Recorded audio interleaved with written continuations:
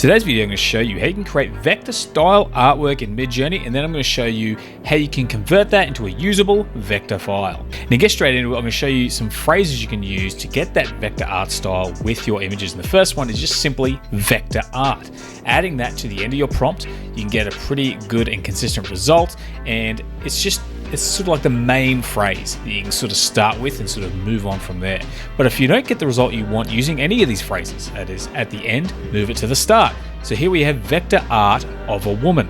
So we get another vector result by moving that to the front and prioritizing the words vector art. So consider playing with the end or the start when using the phrases in this video to sort of change the priority of the results and get different images. And if you want to go a little bit more detailed, you can add something such as in the style of flat vector art. Another way that you can sort of help communicate with Midjourney that you're after something which has a vector art style. Now, I do want to mention very quickly that this will never replace the precision of an actual graphic designer or graphic artist who can create these vector images in Adobe Illustrator or another vector program.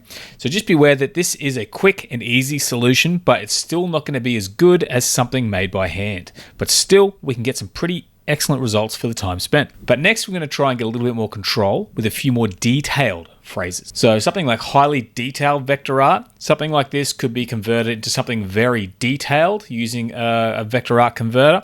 So that's something to consider if you need something really highly detailed. A lot of converters will do a decent job of it and create a very large vector file. If you zoom in, it won't be perfect, but it will be scalable. But something like simple vector art will generally get the best results. Now, some of these images aren't perfect, which you may see if you look a bit closer, but I'm going to sort of touch on that in a minute. But this DJ Cat, simple vector art, the majority of it would sort of convert pretty well, and some of the finer areas around the face and the nose may convert to dots, but overall you would get a decent result if you pop this into a vector converter.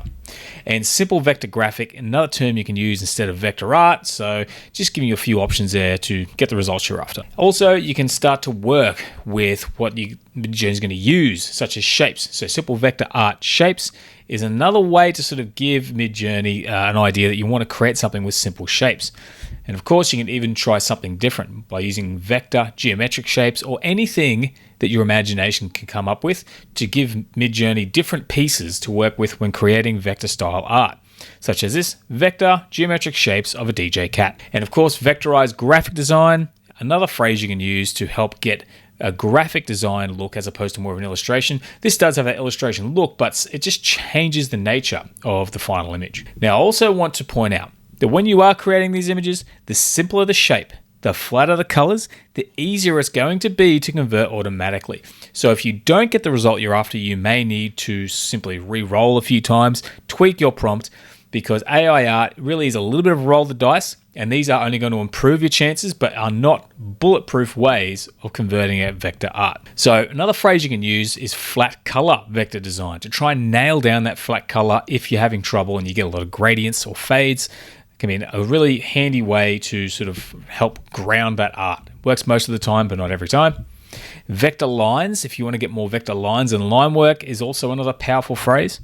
And vector silhouette. So getting something that's primarily black and white, very powerful if that's all you need, and you'll quite often get a very clean result. But also if you need an illustration, a flat vector illustration of a frog samurai in this instance can often produce some artwork that'll convert pretty effective. Also, flat minimalistic style is another way to simplify and flatten things out. So that's another way to try and get that quality down to the way you need it and not that really over-detailed glow look that can come with a lot of these images, which can be done with vector illustration, the glows, the fades. It just can't be converted too easily. The other thing you can do is mention a program. So straight off the bat, we can mention Adobe Illustrator. So vector art from Adobe Illustrator, we get something very detailed because it's sort of one of those high-end programs that artists use to create really high-end vector graphics.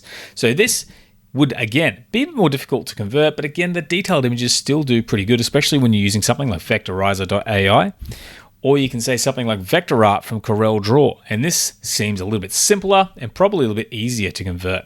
There's also some fun phrases you can use as well, such as vector core, which does a pretty decent job. And again, we have our samurai frog, and vector punk.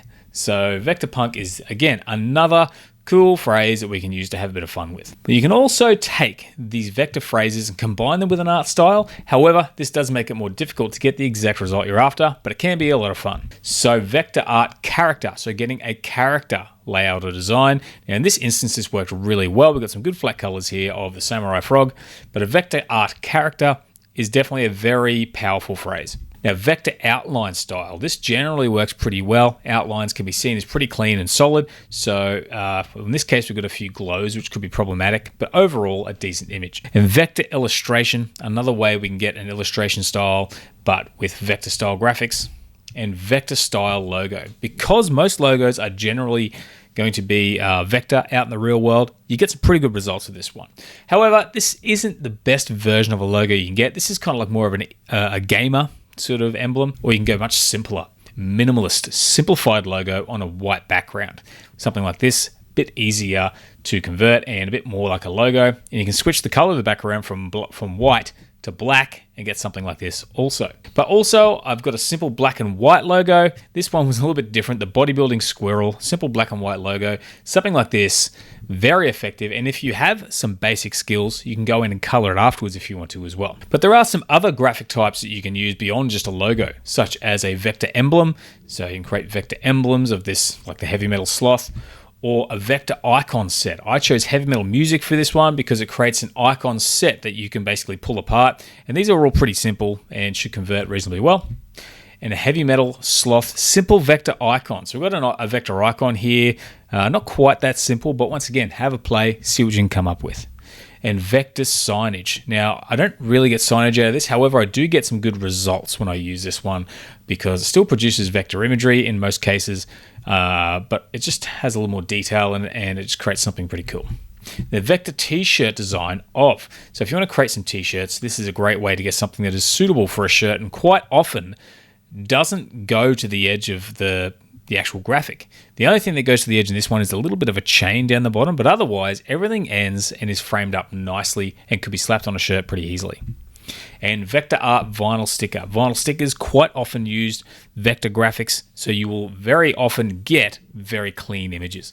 And sometimes if you're looking to design shirts, this can be a better way of getting vector style graphics than actually using the t-shirt design, because you'll get that nice vector style and it will generally have a shape you can slap into the middle of something. Also, just vector sticker. Remove the word vinyl and you can get a pretty similar result again.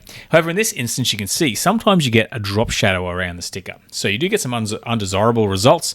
However, it wouldn't be too hard to simply convert that and get rid of that shadow, or you could even use it as part of the design. The other thing too is if you are trying to print something, using a vector image is preferable, but sometimes just having a good upscaler to get a really high resolution bitmap with a vector style can do the good job as well. So it doesn't always have to be converted to vector. Remember that while producing some of these images. And while we're talking about different art styles and things you can use, here are some styles that are very suited toward vector graphics. So vector stock graphics. Stock graphics are generally vector a lot of the time, not always, but you can see how well that's worked here. Or vector pop art. Pop art has a very clean style, so adding vector to it just tends to clean it off enough that you can use it for a vector image. And vector comic art. Comics generally have thick outlines and strong color, but by adding vector to it, you can get that nice vector style applied to get some very specific comic style artwork. And of course, vector clip art. Clip art, also usually very simple. Low poly vector style. Now this is not something you see a lot of vector styles with, but because of the nature of low poly, the simple shapes and the flat colors works very well when combined with a vector art style. Now, vector graffiti art can be a bit hit and miss, but you get very unique images. And again, if you are happy to simply upscale instead of convert to vector, you can get some really interesting images. Now, vector Bauhaus poster. Bauhaus designs are generally very simple, lots of shapes. Once again, works very well with vector. And vector isometric art just changes the angle a bit, but works pretty well. And vector doodle art gets a nice black and white lines, things like that. Sometimes the details can get a little bit too much, but I'll touch on this later as well, because it's not just about using the images that come straight out of Midjourney. There's a few other steps you can use to help as well. Now, you want to also consider controlling your images by introducing some color. So here we've got cool colors on this angry potato, or we can add warm colors. red and yellow so you can define certain colors, such as green and purple, to get more control over the final result.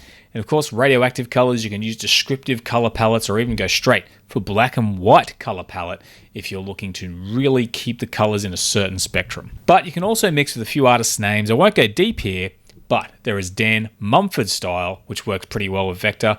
And although this doesn't typically have a vector style, HR Geiger always works, seems to have a good modifier on the subject while not necessarily the art style. So using it in something like this seems to work pretty well also. But also you can do this with Niji mode in a lot of instances.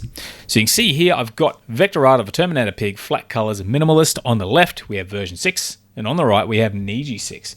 Both of these could be used for vector, although one is much simpler. The Niji one is far more detailed, but we still get flat colors and simple shapes, so it could be converted to vector pretty effectively. And the bodybuilding squirrel, you can see once again nice flat colors on the left for version 6, and Niji creates something different but still flat colors even though it doesn't have a strong outline. And of course a powerful warrior, you can see we've got like a Spartan on the left and some kind of, I don't know what it is on the right, kind of looks like a little bit samurai, but that gigantic sword and the more futuristic sort of helmet, we get something very cool and Niji-like with flat colors and simple shapes. And then put this stuff all together. So with this particular image, I've got minimalist vector art, and then I've added the samurai mask, ukulele, synthwave, some of the subject and style I want to see, simple shapes, thick lines, and I've added Adobe Illustrator clip art at the end. So I've combined a lot of things together.